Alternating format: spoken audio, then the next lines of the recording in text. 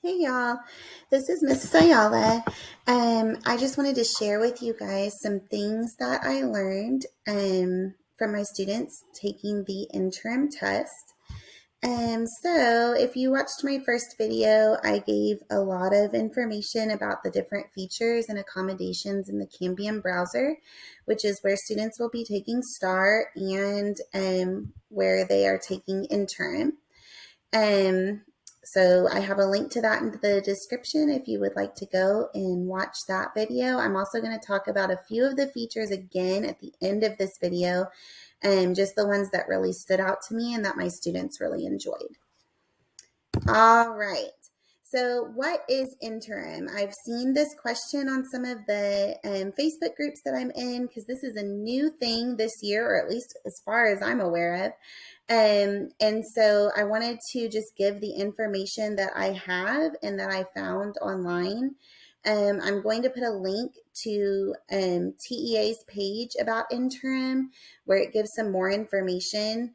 There's also a link on that page to TEA's training video for interim, which I watched, and I put these most important things here. But there's a link to that on their page if you would like to go and watch that video. So the purpose of the interim test is to monitor student progress, predict student performance on STAAR, and for identifying students for intervention. This is a multi-stage test. So all students will have the same set of questions for section 1. I teach 3rd grade. So for us, section 1 is 12 questions. I'm not sure if that's the same in every grade level. But so those 12 questions will be the same for section 1. And then based on how they do on those questions, they'll then be routed to either a low, medium, or high set of questions for the rest of the interim test. And that is for math and RLA only. Interim is optional, and I'm making air quotes when I say optional because as we know in many of our districts, even if something is optional, it's not really optional, and it is untimed. But interim is a really great way for students to really get familiar with the Cambium browser and to learn how to use those features, learn how to use their accommodations, and just really just see what the STAAR test will look and feel like. All right, so this was our first time using the Cambium browser. I had plans for how I was going to introduce Cambium to my students, and I was going to pull them to small group and go over all their accommodations. But in our district, we kind of got surprised. We're taking it, next week. And so we took the first part of the interim test on Tuesday. And the way we are doing it is we're going to take it over 3 days. So they took the first passage on Tuesday. They're going to take the second passage tomorrow, and then the last 2 next week. But I felt a little bit like my Bitmoji down there. Don't panic. But I was panicking just a little bit because I hadn't had a chance to really introduce the browser to them. But these kids, y'all, are so adaptable and they are so tech savvy that it did not faze them one little bit. Actually, they were very excited about a lot of the features. And when I went over it with them and showed them all the features, they were really excited about it.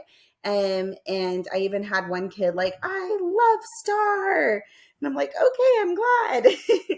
So they did a really good job with it. Okay, so I want to tell you about a few things that were new to me. And if it's your first time doing STAAR online, these things will be new to you as well.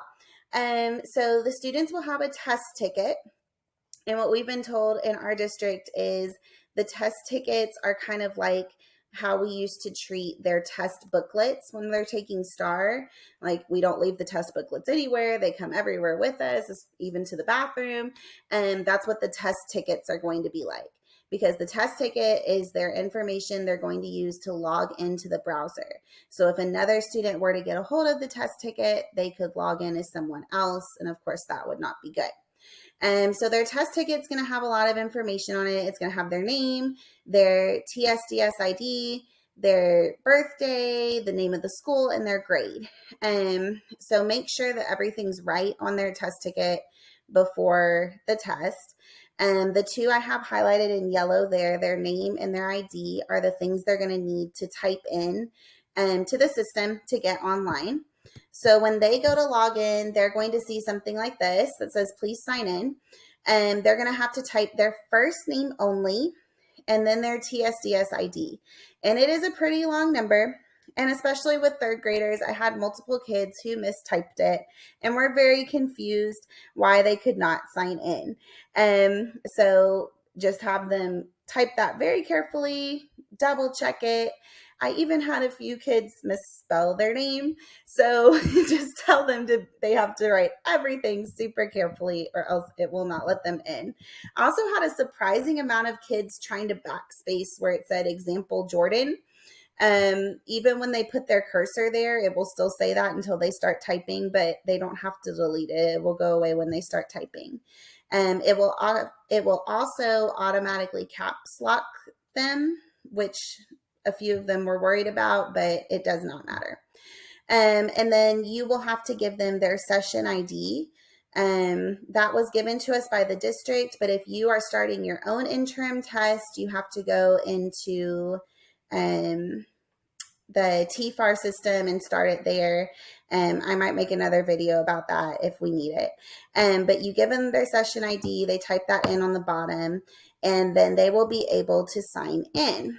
Once they sign in, they're going to see a couple of things. So first, they're going to see the Is This You page. Very important that they double check their name is correct and their grade level is correct. So we got to train them to do that. And then the next thing they'll see is the Your Tests page. This is a screenshot showing interim, but whatever test you have there, it will show up. They will have to click the correct test. All right, then if your student has oral administration, they're going to see the sound check. So they have to listen to the sound check, and then they have to scroll down and click the I heard the voice button before they can click continue. And they do have to scroll down to see that I heard the voice. So make sure they know that. Also, I don't have a screenshot of it on here because the practice test doesn't have it. But if they have the speech to text accommodation, they will also have to record themselves speaking and then listen to it back and say that they were able to hear their recording. That accommodation will be turned on for interim, even though there are no ECR or SCR questions on interim. That accommodation will still be there, so they will still have to take that step to make sure that that's working. After your oral admin students do that, they will see this screen. Your students that don't have oral accommodations will go directly to this screen. So for interim, as I was getting my kids set up, I told my kids if they were on the test information screen to just sit on their hands and wait, because once they click the begin test now button, it's going to start the test. And so I didn't want anyone to click that until everybody was ready.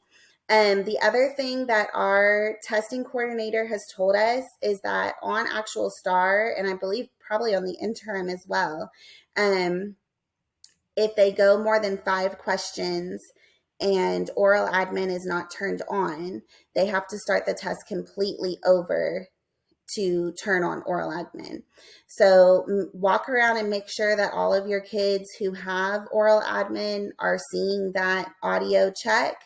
That lets you know that it's turned on before they even start. So I had those kids, wait before they clicked I heard the voice so that I could double check before they got started. And everybody else just had to wait. So once everybody was on the test information page, they were able to click begin test now. Okay. So funny story. Please make sure their Chromebooks are charged. So we were told, and we're going to talk about pausing in just a minute, but we were told that if a student paused the test or exited the test, that they would not be able to complete the passage they were on. So I had 2 students raise their hand right as we started telling me that their Chromebook was glitching and it was going very slow. And when I walked over, I see the big red battery almost dead symbol in the corner of their Chromebook. And I was stressing just a little bit because I thought if I closed them out and put them on a new Chromebook that they were going to lose all of their progress. So my campus testing coordinator came down and we actually tried it with one of the kids.